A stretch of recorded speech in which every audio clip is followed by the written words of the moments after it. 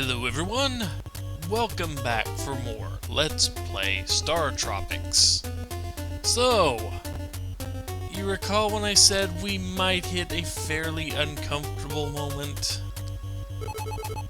Yeah, it's not the pond drying up. On a side note, does anybody remember my Crystallis Let's Play? No? Nobody watched it? Yeah, of course. We're about to repeat a moment from that. Kind of.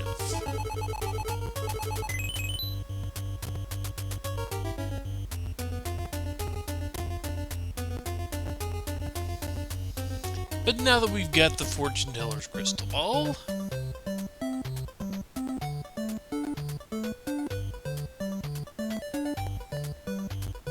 we can go this way. And then back to the castle, where we've been, up to this point, unceremoniously kicked out of the front door. Just a second, folks. Ooh, pardon me, folks. Had a little, my eyes started watering and I couldn't see the screen. That would have made playing very, very difficult. Hopefully my eyes don't decide to do that for a little while.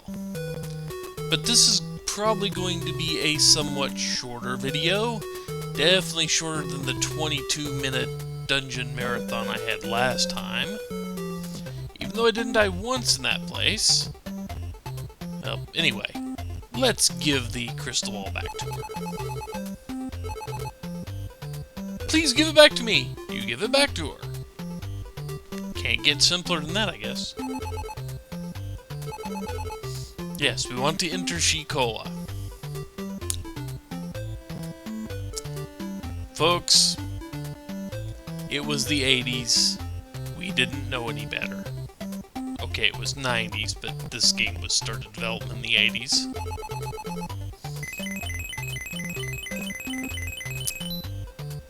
We're playing dress up.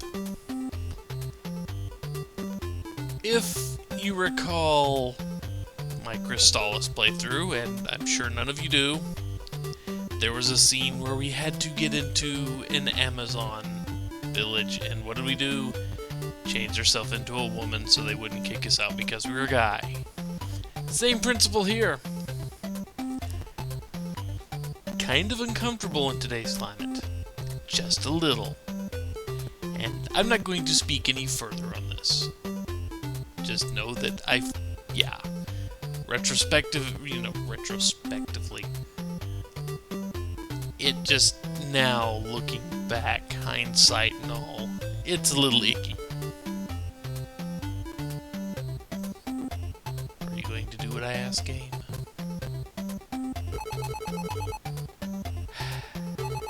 Let's just go here, shall we? Take the fortune. You can foresee bridge over troubled water, struggling to escape. Evil mystic powers from a star far, far away. Well, that does jibe with the whole abduction thing that we've been hearing about. Okay. And fortune teller chickens out.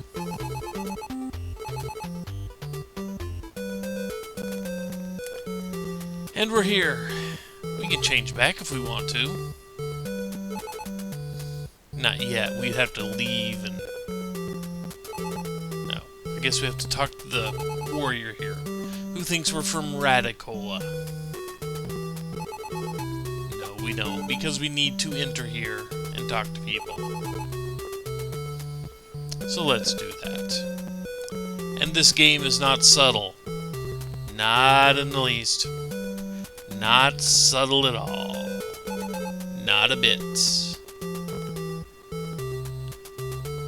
And see, because I'd played Ultima before this, I just thought that was an honk.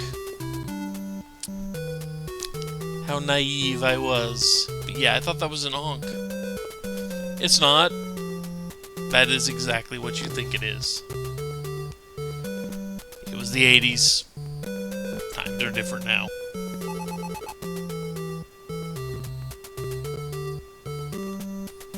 training. Training and more training, I'm tired.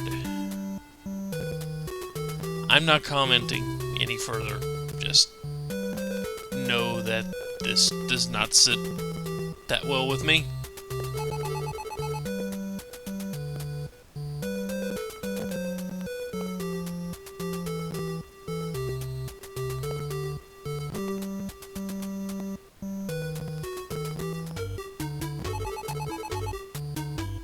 Yes, it did. Yep. Michelle. Because of course we do.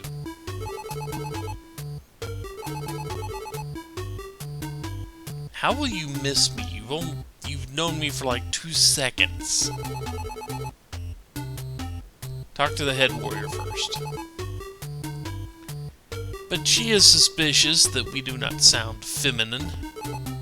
So we cough, and she completely buys that we have a cold.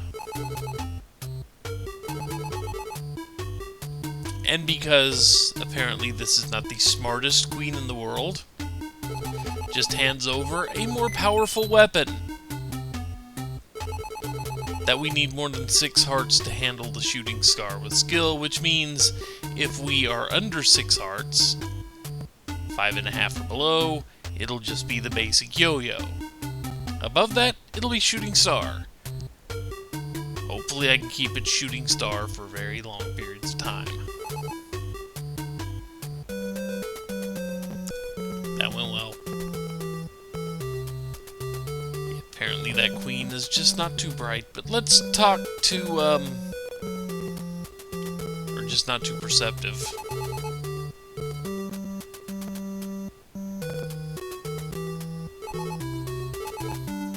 Yes.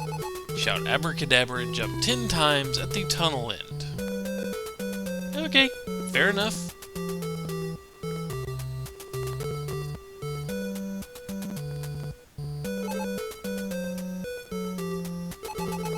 Yes. Now, the guard's been watching me change back. Let's see if she notices. Nope, did not notice. And UL Pervo, yeah, we're very cute. Perv. So let's go west. With that uncomfortable episode behind us, and a new weapon in our arsenal.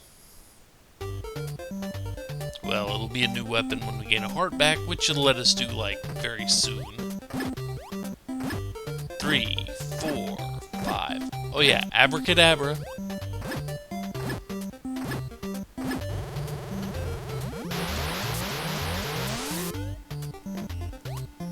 It is a mystery. But let's gain some hearts, and now you see we do more damage.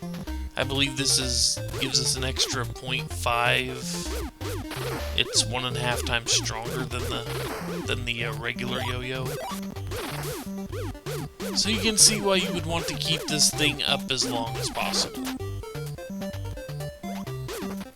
The reach 1 and 2, the damage. And if you really want to, you can just stand in this little alcove, fire away, because they can't get to it they can't get to this without coming right in front of you. But conceivably that could take a very long time.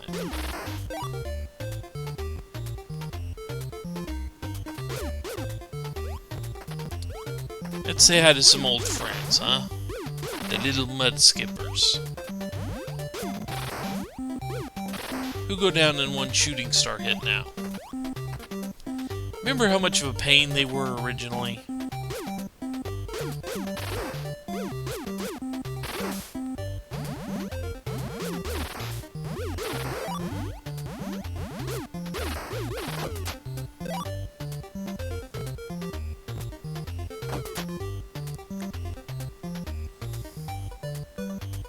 And that's a very short dungeon.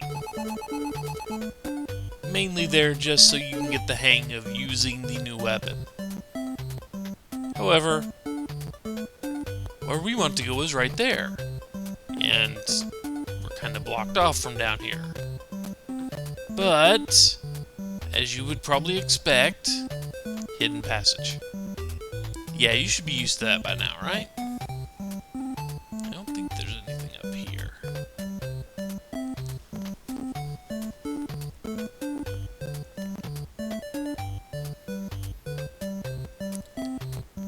So let's see who lives in this little hut here. Poe, the famous poet. Raindrops from heavens, fountains spring from earth, lifting my spirits high. Well, it is a poem.